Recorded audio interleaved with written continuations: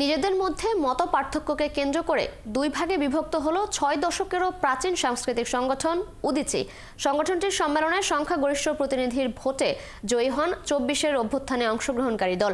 পরে পাল্টা কমিটি ঘোষণা করেন আগের নেতৃবৃন্দ। বিকেলে সংগঠনের কেন্দ্রীয় কার্যালয়ে সংবাদ সম্মেলন করে সংগঠনের নতুন কমিটি। উদীচীর কেন্দ্রীয় সংসদের 23তম জাতীয় সম্মেলনের কাউন্সিল অধিবেশনে নির্বাচিত নতুন কমিটির ঘোষণা দেওয়া হয়।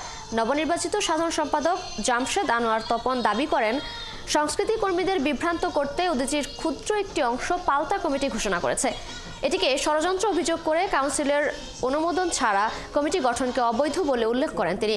তার দাবি, অতীতের কমিটি 24-এর অভ্যুত্থান বিরোধী তৎপরতা চালিয়েছে, এখন কাউন্সিলে হেরে নিজেরা কমিটি ঘোষণা করেছে। কেন্দ্রীয় সংসদের অন্যতম সদস্য ফেব্রুয়ারি 2025 উদীচী কেন্দ্রীয় কার্যালয় কাউন্সিল অধিবেশনে যখন কমিটি অনুমোদিত হচ্ছিল, তখন অমিত রঞ্জন দে এবং তার অনুসারী কয়েকজন কর্মী কাউন্সিল অধিবেশনে হট্টগোল তৈরি করেন। তারা মঞ্চে উঠে এসে বিষয় নির্বাচনী কমিটির সদস্যদের উপর হামলা করেন, সভাপতির মাইক কেড়ে নিতে চান, সাউন্ডের যন্ত্রপাতি ভাঙচুর করেন এবং শিশু একাডেমির বেশ কিছু জিনিসপত্রেরও ক্ষতি সাধন করেন।